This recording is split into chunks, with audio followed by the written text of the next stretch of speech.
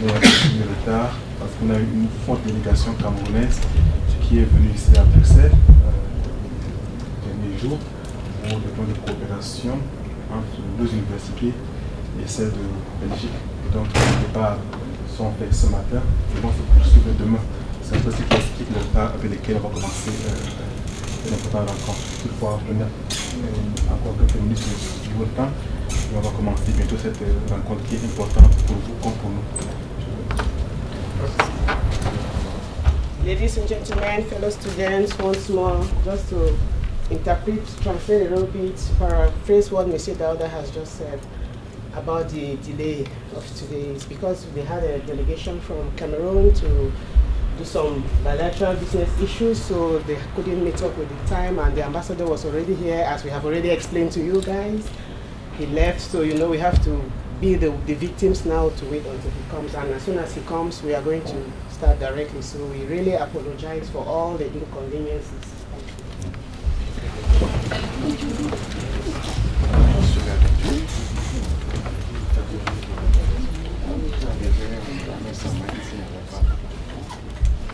Voilà, comme je vous ai dit tout à l'heure, l'ambassadeur était déjà là, avec les voitures, c'est pour ça que nous commençons maintenant.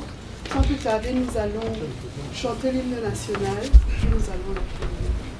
Mettons-nous debout.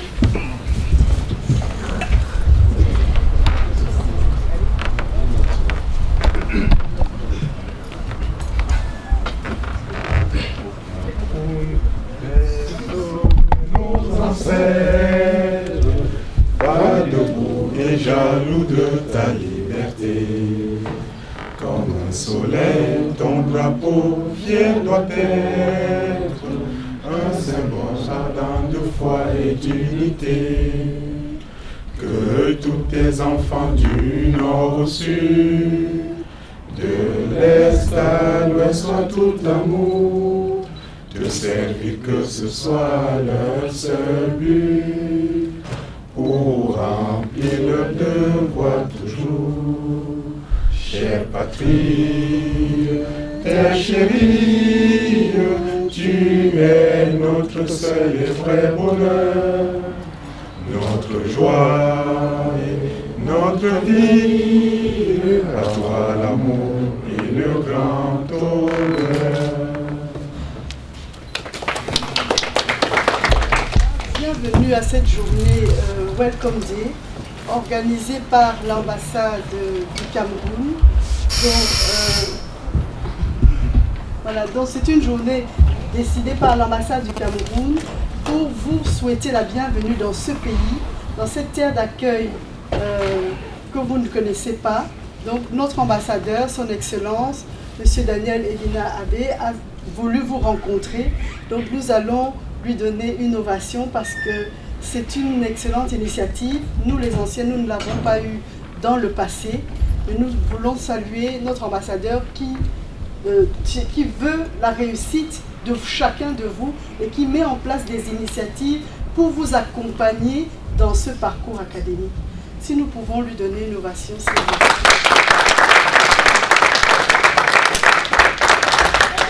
Welcome to the second edition of Primo Arrivant in Belgium.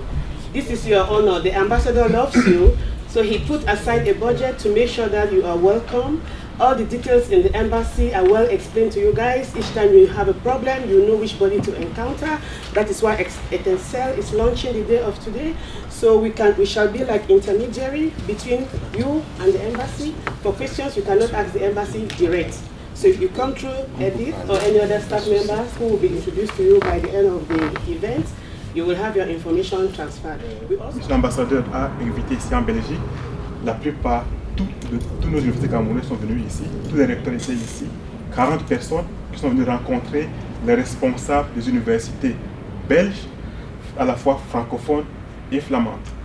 Beaucoup de discussions ont eu lieu et il y a eu une discussion une rencontre avec la diaspora scientifique, c'est-à-dire vos aînés qui ici ont étudié, qui ont achevé leurs études, qui sont soit chercheurs, soit enseignants, pour voir dans quelle mesure accompagner leur parcours ici au Cameroun. Un bon nombre ont souhaité aller enseigner au Cameroun, ça c'est le souhait qu'on a pour vous d'ailleurs, Et donc, il est question de voir dans quelle mesure discuter un peu sur les modalités, la procédure et comment faire pour que ceux qui ont fini leur visite ici puissent rentrer avec un bon tableau de chasse au Cameroun. Cela dit, et pour aujourd'hui, il est question pour nous de vous dire en quelques mots comment fonctionnent les services culturels. De quoi nous occupons-nous? De façon principale, il est question de l'encadrement de la communauté étudiantine que vous êtes, en termes de conseils, en termes d'ouverture, en termes de possibilités que vous pouvez avoir. Donc s'il y a un souci concernant vos études, concernant votre mode de vie en Belgique, on est là pour vous accompagner par rapport à cela. L'ambassade n'a pas les moyens de payer votre chambre, ça il faut le dire. L'ambassade n'est pas là pour payer votre chambre ou bien pour payer la bourse. On n'a pas les moyens. Par contre, nous avons un rôle de médiation important pour essayer de vous accompagner du mieux que nous pouvons pour que votre séjour en Belgique soit une réussite. Nous avons beaucoup de problèmes concernant l'obtention de l'original du diplôme du baccalauréat. Sachez que c'est un point indispensable. Chacun de vous ne doit pas attendre l'ultime minute pour venir à l'ambassade pour son problème d'obtention du baccalauréat. Donc dès qu'il y a un problème concernant votre diplôme, parce que les services des équivalences vont vous l'exiger à un moment donné, donc il faut donc passer le plus tôt possible pour que nous engagions dès maintenant la démarche avec le Cameroun pour que vous ayez votre diplôme définitif. L'ambassadeur a réussi à faire en sorte que, même si au Cameroun il n'y a pas de diplôme de baccalauréat, on le délivre en priorité à ceux qui sont inscrits en Belgique. Donc peu que vous allez venir déposer vos dossiers à l'ambassade. Donc nous essayons également d'encourager la vie associative entre Camerounais. De temps en temps, quand il y a une information qui concerne les Camerounais, nous la diffusons à travers un mailing list pour que chacun de vous, où qu'il soit à Anvers, à Gand, à Liège ou ailleurs, soit informé à temps de ce qui se fait et de ce qu'on peut faire pour vous. Donc ça, c'est des options qui sont mises sur pied entre autres. Donc ne manquez pas l'occasion de nous saisir si jamais il y a un souci. De toute façon, nous espérons que la discussion qu'on va avoir tout à l'heure va être assez utile pour qu'on puisse échanger davantage sur ces différentes questions. L'ambassade a mis sur pied un autre volet important qui s'appelle l'antenne académique. En accord avec Mme Essam, il est question de voir dans quelle mesure on peut recenser l'ensemble de nos ressources humaines ici en Belgique, notamment ceux qui ont étudié ici, par filière, par secteur, par domaine, pour voir quelle approche faire pour un meilleur suivi de l'activité ici, leur insertion, et voir dans quelle mesure ils peuvent être mieux vus et mieux connus. Parfois, nous faisons des travaux qui sont peu connus, ou bien on ne connaît pas dans la communauté camerounaise ou auprès des autorités. Il est indispensable que chacun de vous soit connu dans ce sens-là. C'est très important pour ouvrir les portes. Je dois vous dire que l'ambassadeur a reçu ici, il y a quelques temps, des hauts responsables du ministère de l'enseignement supérieur qui sont venus ici. On a invité Mme Essam qui a exposé devant ces responsables le concept d'antenne académique. L'idée étant de voir dans quelle mesure on peut vous regrouper pour ceux qui ont achevé leur formation, qui sont en cours, pour voir comment les accompagner. Une fois rentrés au Cameroun, ces responsables ont fait un rapport au ministre de l'enseignement supérieur. Lui aussi a envoyé un rapport au Premier ministre qui a beaucoup apprécié le concept et a demandé que nous puissions voir dans quelle mesure étendre ce concept hors de Belgique. C'est dire que nous sommes les pionniers dans ce secteur. Et il faudrait que je vous prie d'applaudir l'ambassadeur et Mme Essam pour ces... Voilà, c'est là. Et je voudrais, pour terminer, dire quelque chose de très important. Nous sommes tous des êtres humains. On peut être malade. On peut aussi, malheureusement, je ne souhaite pas, perdre la vie ici. Ça peut arriver. L'an dernier, on a perdu 13 compatriotes en Belgique. 13. Parmi lesquels bon nombre d'étudiants. Et beaucoup parmi eux, on a tout fait pour que les corps soient retournés au Cameroun. Sauf une personne qui, à sa demande, a souhaité que son corps soit enterré ici en Belgique. Mais à l'heure qu'il est, depuis le mois de janvier, on a déjà eu 3 décès. Le mois de janvier 2014. Il faut donc tout faire. Ça, je transmets là le message de l'ambassadeur, que chacun de vous pense à prendre une assurance rapatriement. Ça paraît anodin, mais c'est très, très, très important. Il y a eu une rencontre qui a été organisée il y a quelques semaines sur cette question-là pour inviter chacun d'entre nous à souscrire une assurance rapatriement. L'idée pour l'ambassade, c'est de voir dans quelle mesure accompagner tous les Camerounais à moindre frais pour que cela ne coûte pas cher à chacun de nous. Dès qu'il y a un décès, parfois c'est les amis, parfois c'est des parents, parfois c'est des personnes qui prennent cela en charge. Ça coûte très cher. Une moyenne c'est 7 000 €, si je me trompe ce conseil. Environ 7 000 € le coût d'un rapatriement. Personne n'a ce montant-là dans son compte à l'heure qu'il est. Mais il faut donc qu'on appelle les amis les uns les autres pour qu'ils accompagnent ce processus. Mais pour l'éviter, il est donc question que chacun puisse souscrire une assurance. Mais l'idée pour nous, c'était de voir comment devenir une assurance de groupe pour que ce soit encore moins cher. Mais pour l'instant, donc, les experts qui ont été invités sur cette question-là sont en train de réfléchir. Et je pense qu'ils vont nous soumettre dans les prochaines semaines le fruit de réflexion. Une fois que c'est fait, si c'est accepté, on ne manquera pas de vous tenir informé via les canaux que nous avons à l'ambassade ou via l'étincelle. Bon, en gros, c'est un peu ça les premiers points sur lesquels je voudrais intervenir. Et si jamais il y a des questions à poser, n'hésitez pas, on est là pour vous et l'ambassade est ouverte pour vous. Je vous remercie. Nous devons vraiment remercier notre ambassadeur qui fait ça pour nous. Je parle en ancienne étudiante, c'est tout. Peut-être vous ne vous en rendez pas compte aujourd'hui, mais dans 5 ans, vous allez vous rendre compte que arriver dans un pays inconnu et se faire accueillir, ce n'est pas chose courante. Et je ne pense pas que les autres ambassades le font non plus. Donc c'est vraiment pour que vous soyez reconnaissants, mais nous on est juste des organisateurs. Est-ce qu'il y a des questions par rapport à tout ce que M. Daouda a expliqué par rapport à l'ambassade? Est-ce que vous avez des questions? Est-ce que vous vous êtes inscrit déjà? Est-ce que vous vous êtes fait connaître? Est-ce que vous avez des questions par rapport à ce qu'il a dit?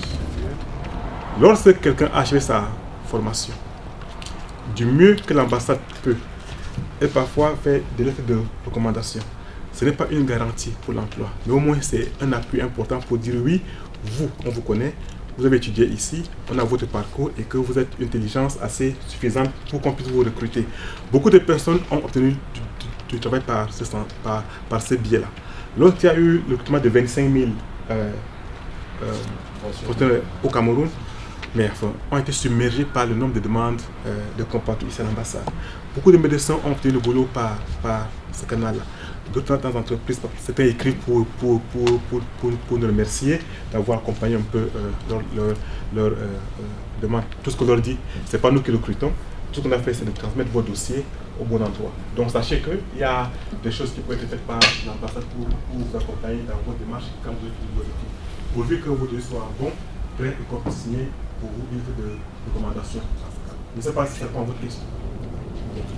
On nous demande de l'équivalence définitive pour s'inscrire, soit une formule provisoire. Et puisque l'équivalence est déjà expirée, on ne sait plus quoi faire. Ça, c'est l'un des problèmes cruciaux. Ça, c'est une priorité. La priorité pour l'instant au service culturel, c'est le service d'équivalence. L'ambassadeur m'a dit toujours, bon, franchement, s'il y a un problème d'équivalence, je vous conseille de tout arrêter pour régler le problème d'équivalence d'un étudiant camerounais en Belgique. Parce qu'en fait, si vous ne le faites pas, vous compromettez la suite de ces études. Donc, votre problème est un problème très important. Ce n'est pas que vous. Il y a beaucoup de personnes qui sont dans le même cas de figure. En fait, de quoi le service d'équivalence dit, ça fait 4 ans que vous avez obtenu votre baccalauréat, on n'a plus besoin d'attestation de réussite, on veut le diplôme définitif. C'est pourquoi tantôt j'ai dit, pour ceux qui sont nouvellement arrivés ici, faites tout pour nous saisir au plus tôt de vos dossiers de demande de baccalauréat pour que nous saisissions le service compétent au Cameroun. Mais qu'à ça ne tienne, oui, excellence. Qu'à ça ne tienne, pour l'instant, pour ceux qui ont le bac en 2010 et en 2011, les dossiers sont en cours. On a reçu près de 150 diplômes de baccalauréat déjà qu'on a obtenus par ce canal de 2010. D'autres vont nous parvenir dans les prochaines semaines parce que nous faisons tout pour que ceux qui sont ici soient prioritaires par rapport à cela. Et bientôt, les bacs 2011 vont être encore édités pour ceux qui sont inscrits en Belgique. Mais je voudrais conseiller à chacun d'entre vous qui est dans ce cas de figure de composer son dossier rapidement. De quoi s'agit-il? Il faut apporter une demande que vous adressez au directeur de fil baccalauréat sous couvert de monsieur l'ambassadeur du Cameroun en Belgique, une demande manuscrite. Vous joignez à cette demande-là la photocopie de votre relevé de notes du baccalauréat. Ensuite, vous joignez à ce document la pièce qui indique que vous avez une équivalence provisoire. Vous joignez à cela votre inscription dans une école en Belgique, haute école ou université. Et enfin, vous joignez la copie de votre titre de séjour. Avec ces 5 éléments-là, nous avons tout ce qu'il faut pour saisir le fiche de baccalauréat et attendre que votre bac soit édité. Donc, ça, c'est des points qu'il faut savoir pour que nous fassions tout dans les meilleurs délais. Plus vite vous nous saisissez, mieux ça vaut. Plus tard vous nous saisissez, grand est le risque pour vous de ne pas avoir votre document à temps. Donc, ça, c'est un point sur lequel on travaille davantage. Just to give a very short resume of the 2 questions asked, which are very important and might be affecting the students differently. The first question was the follow-up we mentioned earlier about the students. What precisely do we mean by follow-up? But as Mr. Dauda explained, the follow-up is not really to say like they're going to, if you graduate, they take you back home, they give you a job. Because today is, in fact, for the new students, those who have just come, and the purpose of today is to guide the students to what they really need to stay in this country for their studies and other information. So, but he said, on the other hand, there are organizations willing to give guidelines for those who are studying here, and the embassy can give recommendation letters which could help, and it's helped other people. So if you are finished your course and you have your genuine certificate, I'm sure if you go to the embassy, you want to go and look for a job in Cameroon, there will be a liaison. And the second part of the question concerning equivalence, this affects mostly the Francophone zones because the Anglophones come mostly to do the master, so they already have the first degree. But for those who come with their back, their advanced level, to get their equivalence, even at master's level, sometimes you have problems. So those who are already here, it goes faster if you prepare your file, and you present it to the embassy. So like that, they will have a proper follow-up. Thank you. On a un problème pour les écoles. Par exemple, aujourd'hui, on fait une porte ouverte et on demande pour les ressortissants hors Union européenne. On nous dit carrément que le quota est déjà atteint. Donc, là, on n'arrive pas à comprendre. Déjà, c'est une porte ouverte. De 2, on nous dit les inscriptions commencent à partir de c'était quand là, le 12 mai. Alors comment est-ce que le quota peut être atteint? On n'arrive pas à comprendre. Nous sommes interpellés par ce problème précis parce que nous constatons que beaucoup de nos compatriotes ne sont pas inscrits en Belgique pour ces questions de quotas. Et qu'est-ce qu'on nous dit du côté belge?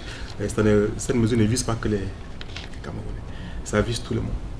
Les hautes écoles belges ont défini un quota, je pense que c'est 1%, etc., d'étudiants hors Union européenne qui doivent être inscrits dans les hautes écoles en Belgique. Donc il faut que la demande soit introduite et compte tenu du nombre élevé de demandes qui viennent des étudiants hors Union européenne, très souvent il restreint, il limite le nombre et beaucoup parmi nos compatriotes ne sont pas souvent inscrits. Beaucoup plus dans les filières dites infirmière et autre chose, infirmière ou autre. Mais le problème n'est pas que là. Parfois, on leur dit également que pour être inscrit, il faut être en Belgique. Quand vous êtes encore à l'étranger, on vous dit mais enfin, il faut être sur place, on n'inscrit pas quelqu'un quand il est encore hors de la Belgique. Et quand vous allez à l'ambassade, on vous dit mais pour avoir le visa, apportez la preuve d'inscription. Du coup, ça prenait beaucoup de nos compatriotes. C'est donc dire que quand vous êtes en Belgique, c'est déjà la moitié du parcours qui est fait. Comment vous êtes déjà là. Donc, si vous êtes assez précise, il y a encore moyen d'avoir une inscription. C'est pourquoi nous conseillons à nos compatriotes de multiplier les demandes dans plusieurs universités et parfois aussi hors de Bruxelles. Parfois, c'est saturé ici alors qu'il y a des places dans les universités en périphérie, que ce soit à Liège, à Namur, etc. Il faut donc se le voir dans cette option-là. Nous convenons et nous comprenons bien en ce qui nous concerne que la plupart doivent rester ici parce que parfois il y a des jobs étudiants en vacances, mais il faudra commencer par trouver une inscription, mais postuler aussi dans les universités qui sont hors de Bruxelles. Pour ceux qui ont une équivalence qui est expirée, qu'est-ce qu'il faut faire pour le moment? Attendre que les diplômes arrivent Bien, nous avons. Je sais pas. En fait, je trouve que l'an dernier, on a eu le même plan avec ceux qui ont en 2010. Monsieur l'ambassadeur a dû prendre sa plume et écrire officiellement au service des équivalences pour aider tous les Camerounais qui sont dans ce cas de figure-là. On a pu par cela obtenir une prorogation des délais jusqu'à ce qu'on obtienne les diplômes 2010. Pour ceux qui ont déjà les équivalences périmées. Mais venez voir M. Daouda parce que c'est à partir de ces équivalences périmées que nous saisissons les services. Et ça tombe bien parce que nous avons eu une séance de travail, c'était mercredi dans l'après-midi, avec, il y avait 7 universités, 3 universités néerlandophones et puis les universités où on a longuement débattu sur ce problème des équivalences et surtout les délais de traitement de dossiers. Donc peut-être ce que vous deviez faire, venez avec votre cas spécifique, voir M. Daouda. On verra dans quelle mesure on peut ressaisir votre série d'équivalence afin de demander une prorogation. Donc je crois que ceux qui ont des équivalences périmées ou bien quand c'est proche, c'est mieux de prendre contact avec M. Daouda pour qu'on prépare déjà des lettres ou alors généralement il a quand même déjà des contacts personnels avec certains services d'inscription. Il pourra déjà commencer à faire les démarches. Mais comme je vous dis, l'essentiel, je crois quand même que ça c'est les engagements qui nous ont été donnés, que les bacs vont être délivrés. Je crois qu'il y a d'abord une grande partie qui est, je ne sais pas si vous l'avez déjà remis aux intéressés. Voilà.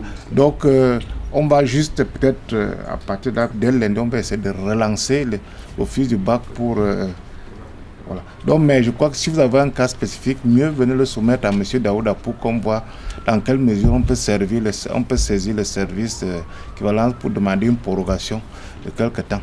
A question concerning visas, even though the visa, it's a simple one, direct. The visa responsible is not around, but I'm sure you can answer. It's Cameroon Belgians seeking for visas to go to Cameroon. Is there no way you can modify, like you have a group visa, to make it interesting for families traveling? Because sometimes I find the visa fee like if you're traveling 3, you have to pay €300. You know, it makes it scary for some people who want to go and visit Cameroon. So I don't know if there is a way we could say, from this number, you have a percentage reduction of visa. Non, vous savez, le problème du visa, c'est assez difficile parce que, vous savez, le visa, il y a une réglementation. Et la réglementation voudrait que, lorsque vous avez un passeport, nous devons y apposer un visa. Donc, si vous êtes 4, malheureusement, vous êtes obligé, on est obligé d'apposer les visas dans chaque passeport et les visas sont payants. Là, il n'y a pas parce que s'il y a un texte, une loi à l'Assemblée, je crois que je parle au contrôle de responsable des services financiers, une loi à l'Assemblée qui fixe le prix du visa et c'est difficile, on ne peut pas faire autrement, malheureusement, c'est un problème qui est souvent posé, mais je dis nous sommes un peu liés, on a les bras liés parce qu'il y a un texte à appliquer, il y a une réglementation et ne pouvons pas, dès qu'il y a un passeport belge qui voudra aller au Cameroun, s'il faut y apposer un visa, il faudra payer les frais, malheureusement. So the visa prices are standard for all the EU countries? Oui. Mm-hmm. Non, là je vous dis comme chez nous, c'est la commission des finances qui fixe un prix pour le visa. C'est comme le prix du passeport. Il y a un commission qui fixe le prix et on l'applique, malheureusement. Donc nous n'avons pas de marge de manœuvre. On peut faire au niveau des formalités, faciliter les formalités, mais pour ce qui est du thème, c'est très difficile. Sinon impossible. Moi c'est Bedan Fouchard-Juslen. J'habite à Opwek. Et je suis en 7e de classe préparatoire à Namur. Ok. 7e sciences ou 7e maths? Maths. Sciences maths. Moi c'est Waboukenye Cécile Manela. Je vis en Namur. Je suis en 7e année spéciale sciences maths. Et j'aimerais faire les études en soins infirmiers ou bien diététique.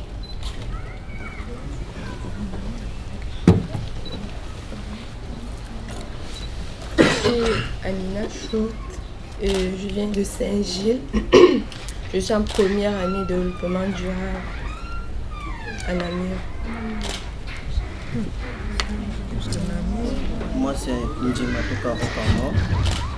Je vis à Bruxelles et je suis à l'Institut Saint-Aubin à l'année préparatoire spéciale maths sciences. Moi c'est Wakam Alex, je vis à Bruxelles et je fréquente en Namur en 7e spéciale maths. Moi c'est Difo Brian, je fréquente en 7e préparatoire en Namur et je suis à Wemel.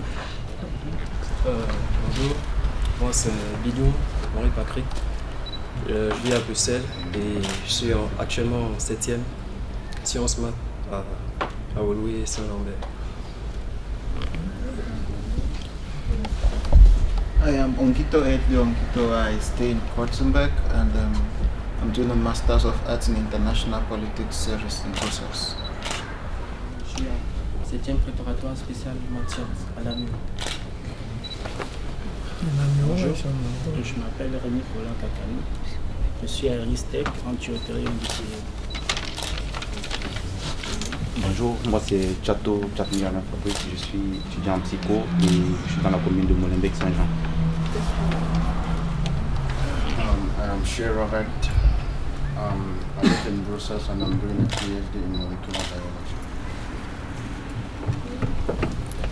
I'm Tala Gerard. I live in Berasbergen. I'm doing bachelor's in engineering sciences. I'm Fort Louis, third year PhD student, biomedical science, followed by medicine in UB. I'm Akana Martin.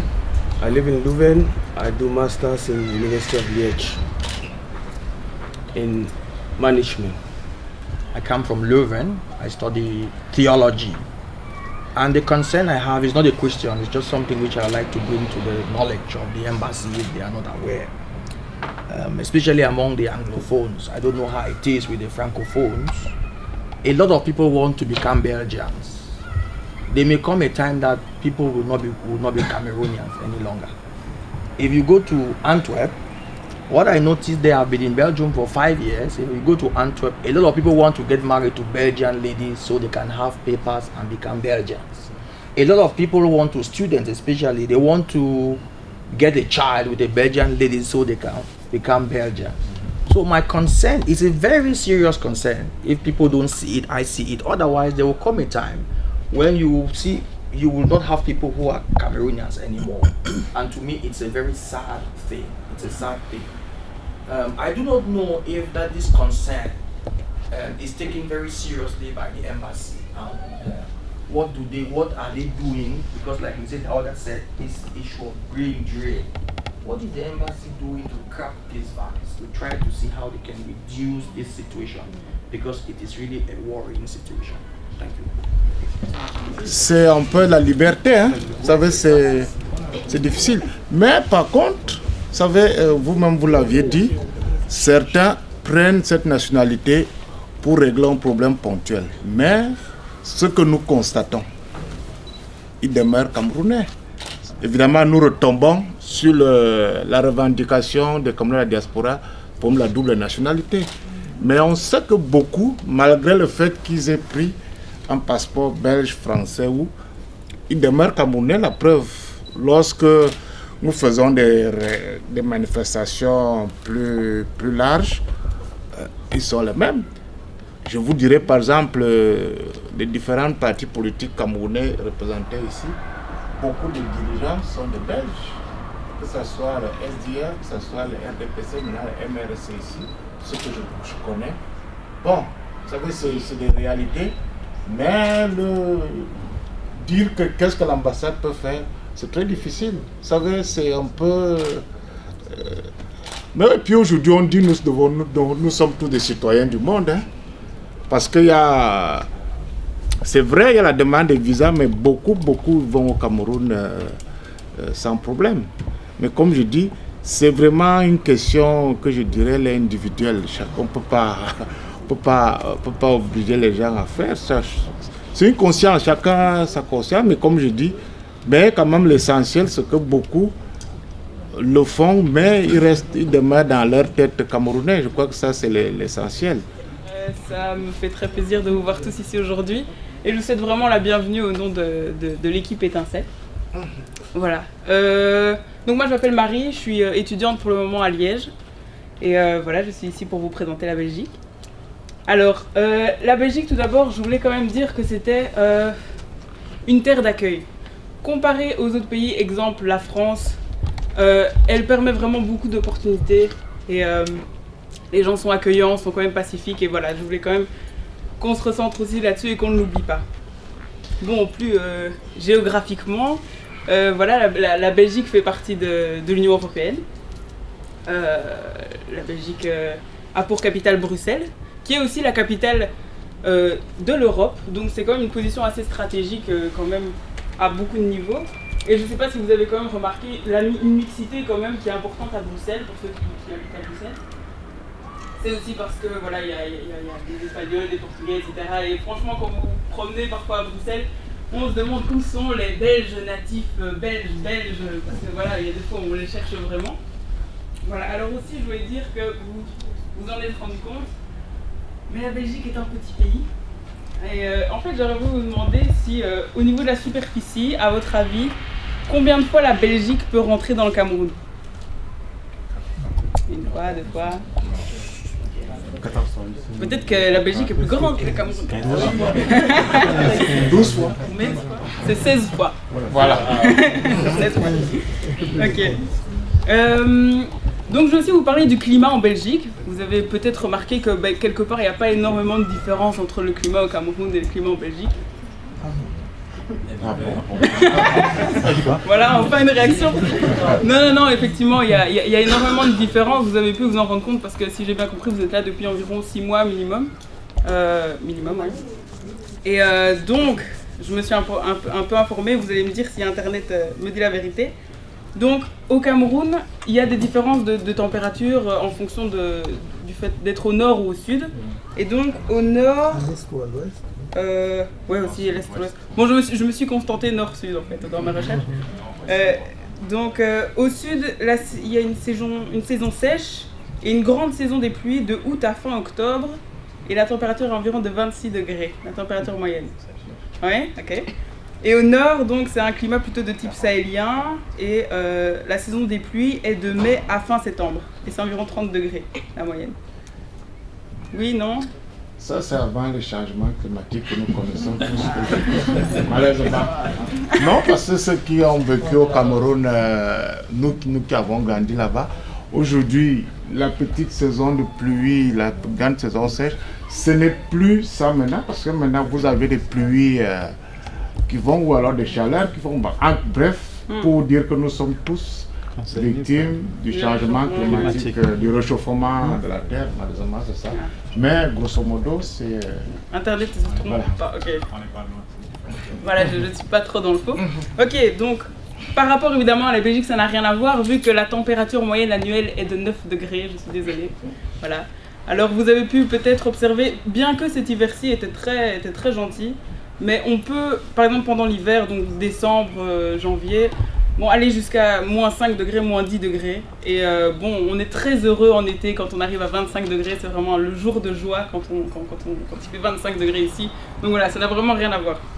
Alors, pour vous parler de choses un peu plus... Enfin, la Belgique, soit. La Belgique est un État fédéral. Alors, elle est composée de 3 communautés. Donc, 3 communautés qui parlent des langues différentes. Donc, il y a la communauté flamande qui parle néerlandais. La communauté Bruxelles-Wallonie, donc qui parle majoritairement français, et la communauté germanophone. Il y a aussi 3 régions, et ça c'est la région flamande, la région wallonne et la région de Bruxelles-Capitale. Alors l'État fédéral, lui, qu'est-ce qu'il fait? Il s'occupe principalement des intérêts nationaux, donc la diplomatie, l'armée, les questions de justice.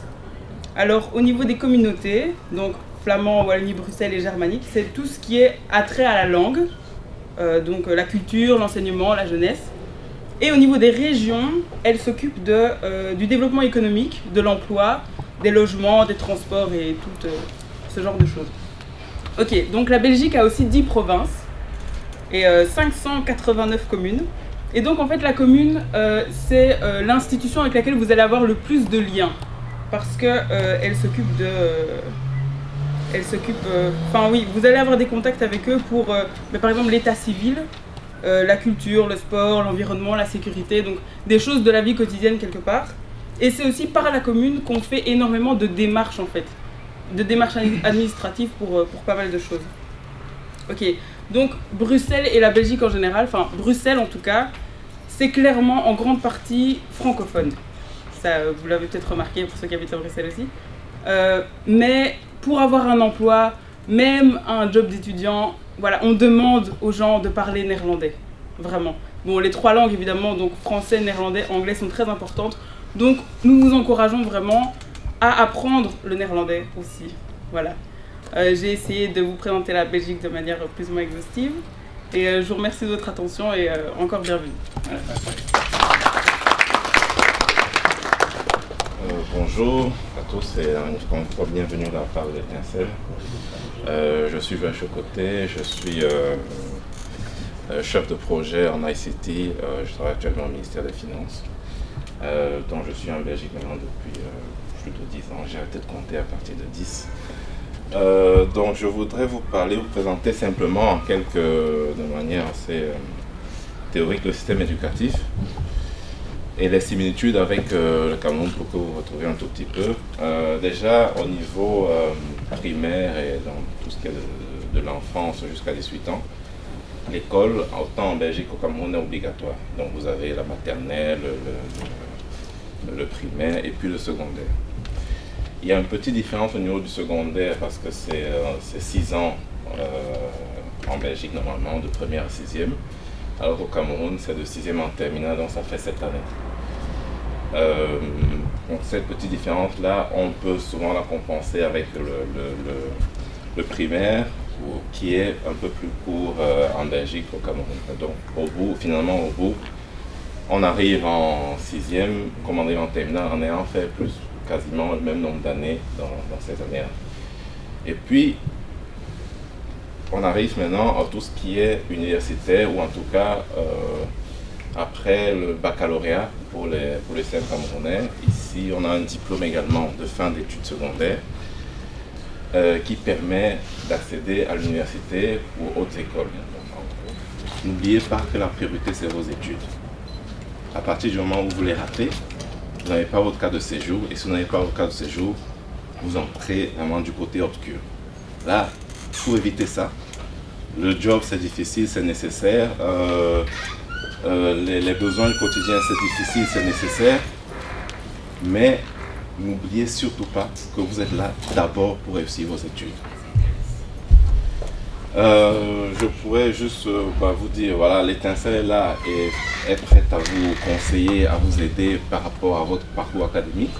Chacun aura le sien, il y aura peut-être des passerelles, des changements d'avis, des changements de spécialisation. On vous aidera autant qu'on pourra, l'ambassade est également là pour ça.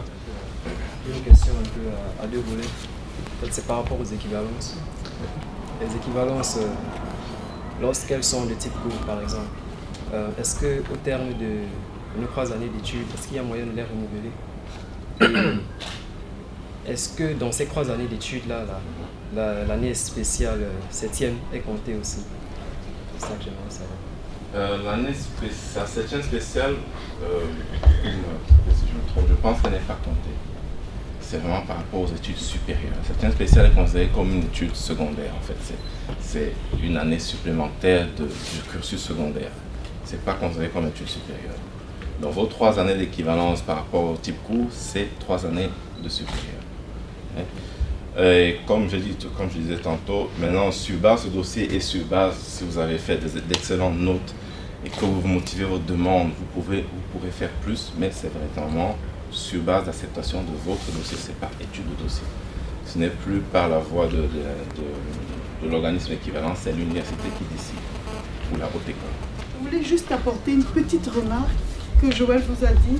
En fait, l'Étincelle ne vend pas de laptop, mais on connaît quelqu'un, c'est aussi un Camerounais, qui est en contact avec des sociétés qui vendent, en fait, ici en Belgique, tous les 4 ans, les grandes sociétés renouvellent totalement leur parc informatique, que ce soit les ordinateurs ou les portables.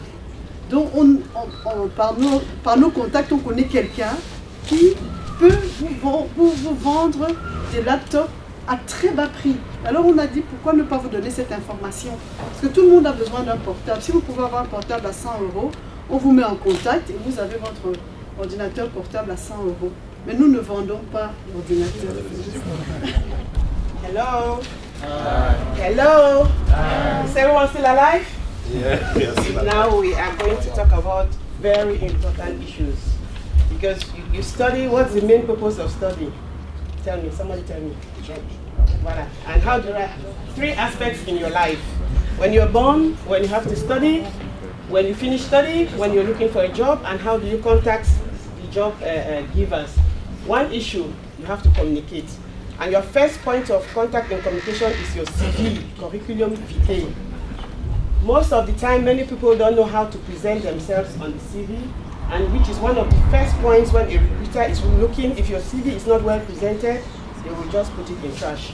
So when you're preparing, also studying, you're also thinking, how am I going to present my case? You want a job. There are various forms of CV. The internet will give you various forms, but try to be very practical, because basic information needed on the CV depends on what you are looking for as a job. So you have CVs that are spontaneous. Like when you just complete school, you want to look for a job, you make an open CV. First point of item, you can put to whom it may concern. You put your name. You can put your age if you are very young. This is a special advice. But if your age is bigger, you don't put it, because some people, they just look at your age, they say you're too old for the job. So most of the cases, and your pictures. If for a social CV, you can put your picture. If it's not social, you don't put your picture. So you put your contact details, you put your language, very important, and your levels. They always need it. English, French, Dutch, like Marie said, you need to study Néerlandais and English. So you're all blessed because you come from a bilingual country. So you're already bilingual. So you need to be trilingual, you need Netherlands. So at the end of the day, you need basic 3 languages to be sure you can have a job. Okay? So you put your language and you put your IT. Like Joel said, you need IT because, like, I remember the very first time I came here, university graduate. Sorry, I didn't present myself. Irene, I work with Bank of New York Mellon. I presented myself in a company and they gave me a computer. They gave me assignments and I was waiting for my assignments. So you see what it means. And when the director came and said, but I'm waiting for your feedback. I said, yeah, but you didn't ask me to do something. Then when I went to the emails, I saw you have to do this, you have to do this. So it's just a simple thing to say. When you go to an office, it's not like in Cameroon, they put you on a seat and explain what you have to do. Your director has your email address, he just sends you information, sends you files to correct, to download, to edit, and you do it, you save it, you send it back. So Microsoft Basic is very important, and you have to put it on your CV because if you don't put it, people don't know what you are capable of. And then you put your personal skills, very important. You're a team player, you are flexible. Those basic things are what the headhunters are looking for, not really your flamboyant certificate at the first point. And then when you put your personal skills, you put your IT, and then you can put your highest level of education. That's just the first paragraph. Those are the key information they need to see. Your highest level of education, those first 3. Then now you go to, this is for a spontaneous CV. Then for a specific CV, you already have a job description. So if you're applying, you just adapt to the particular vacancy.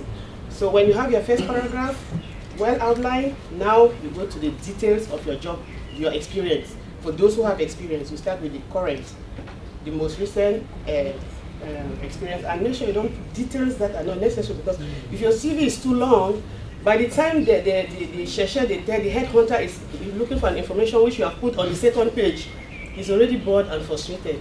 So just outline, and if it's an administrative task you're looking for, you outline. Don't say, I was serving, I was dividing brochures, I was checking attendance. That could be what will give you a job to start with.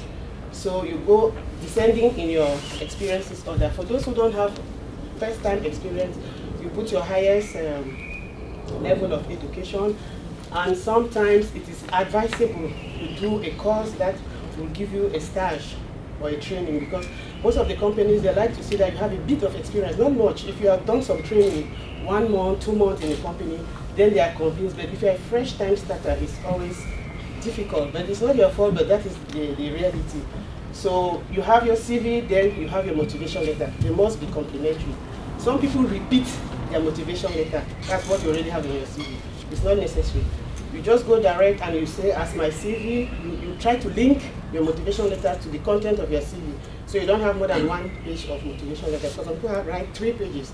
They start explaining all their life history. No one is really interested in that. Just the details. So when you do your CV, your motivation letter, now is the job reality. What do you want to do? What have you studied? What are you selling? What can you offer? What are your dreams? What are your drivers? What do you want to expect in life? Are you intrinsic? You just want fame to people to know that you're working in a strong company, big salary? Or extractive, where you want to really give in yourself for the job? And statistics show that most people who go in for the job to develop, they always succeed long term, because it's not only having the job, it's staying in the job.